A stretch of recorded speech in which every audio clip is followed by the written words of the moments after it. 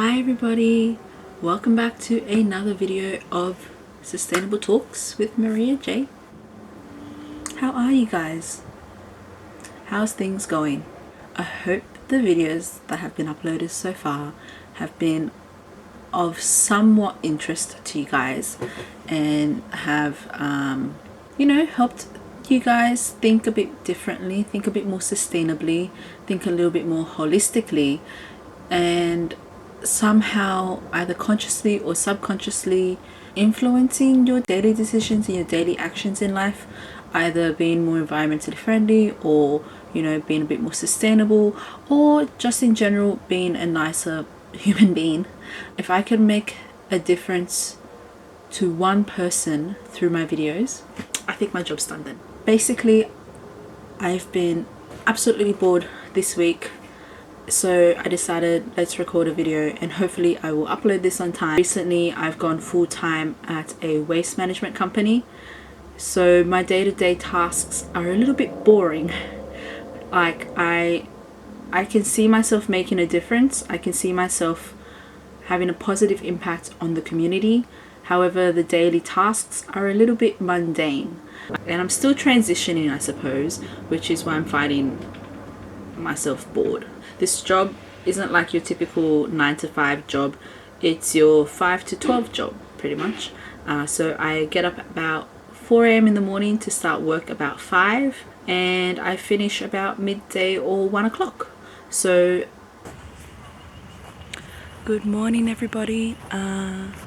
It's just about 5 a.m. and I just got to Marion where I'm going to be checking bins for the day. So let's get straight into it. Yay!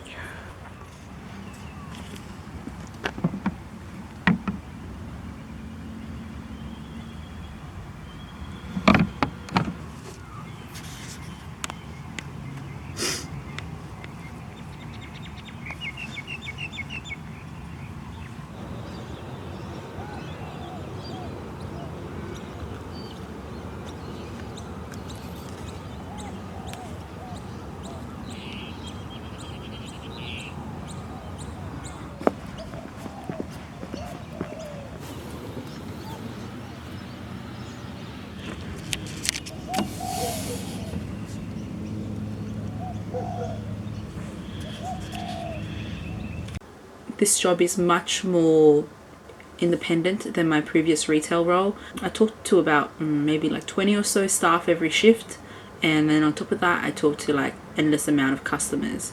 So transitioning to this role right now, it's a little bit hard because I don't talk that much. So I find myself, I don't know, weird. I find it really weird when I don't talk for an extended period of time. Like if my mouth doesn't move enough, it kind of gets a numb feeling.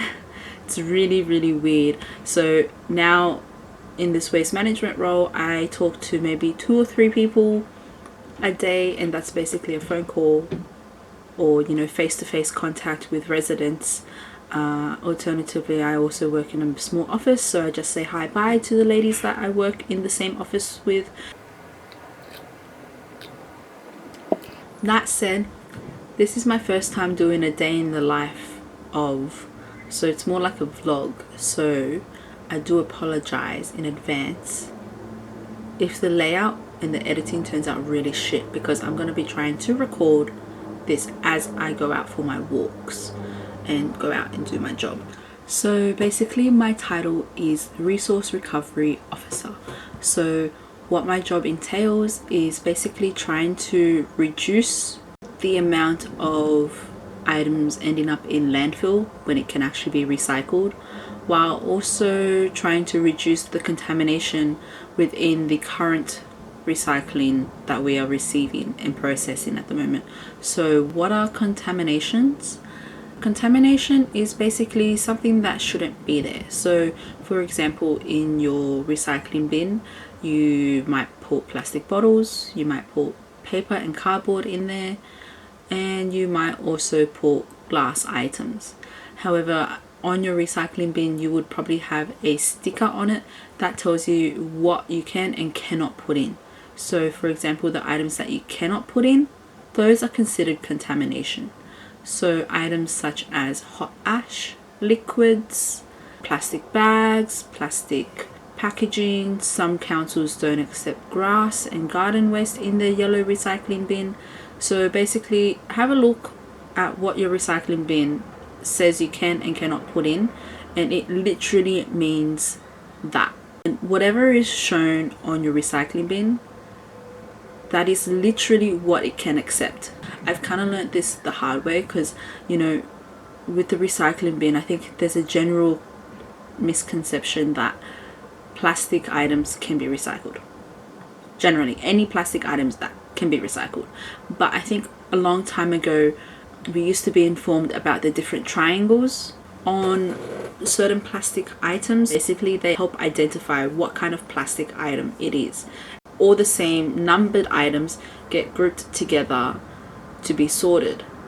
However, items that don't have the numbers technically can't be recycled because the recyclers don't know what kind of plastic it is. So often contamination items that we find in the recycling bins include like plastic buckets or plastic tubs, like the storage containers. You also have, I guess, plastic cutlery, and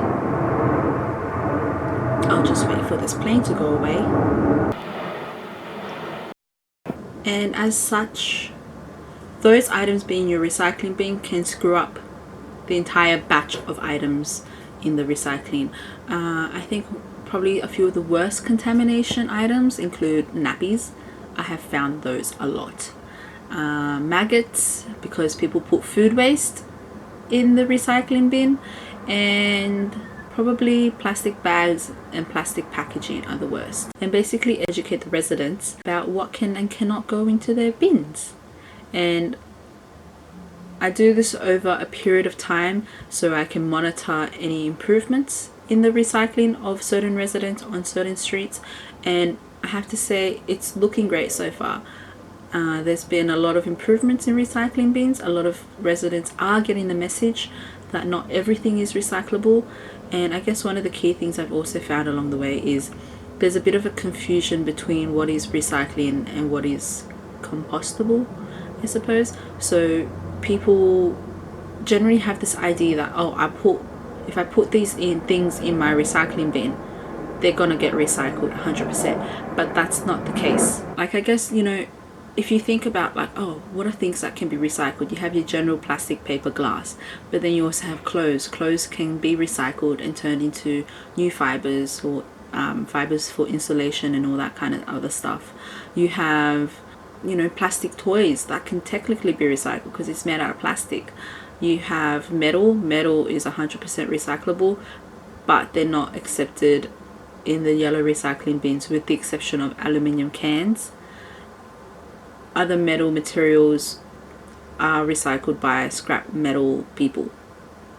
So, you know, people have this general idea that, oh, anything that is recyclable can go into the recycling bin, but unfortunately that's not the case. I've found so many, you know, toys in recycling bins. I've found so many clothes in recycling bins, shoes in recycling bins, where I guess residents have this misconception that everything that they think can be recycled is gonna end up being recycled, but it's not. All those things that I've just mentioned are actually gonna probably end up in landfill.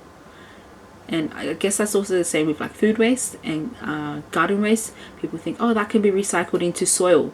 Technically that's not recycling, it's composting.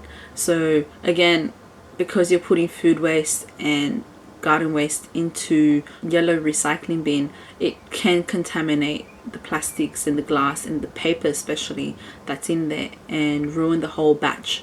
And unfortunately that can then ruin the whole truckload, which then ends up all in landfill. So it's really important to just remember, like, your recycling bin is for dry waste only. So everything in there should be dry paper, dry glass, dry bottles, no liquids in the bottles, and all that kind of stuff. Yeah, so that's one of the main things I've learned. Like, what they write on the bin is literally what they mean. Like, if it says plastic bottles only, it means plastic bottles only, like nothing else. They're not going to accept it. So I found that a bit hard because we have so much items made out of plastic. So much items are made out of plastic, and if it doesn't have the triangular symbol on it, then how does it get recycled?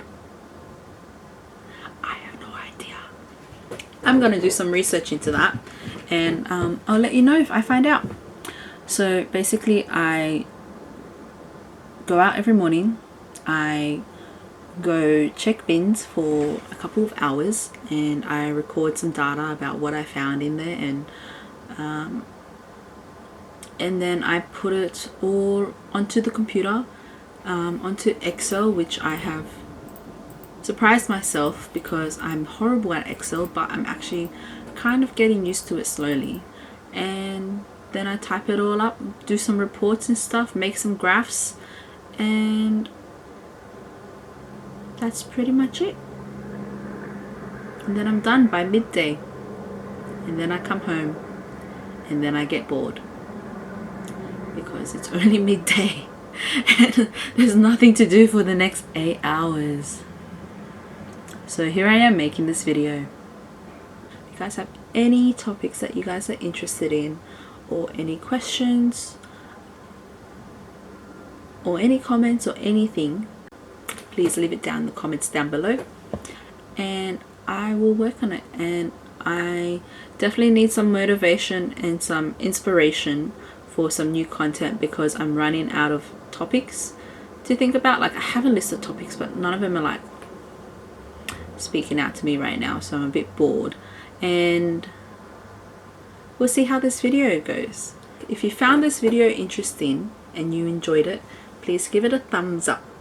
If you like this video and enjoyed it, please also go check out my other videos and subscribe to my channel, because that way you can find out about sustainable shit straight away as soon as I upload it. And I hope these videos have been helping you guys, because it's definitely been helping me. That's pretty much it from me today. I'll see you guys next time. Bye.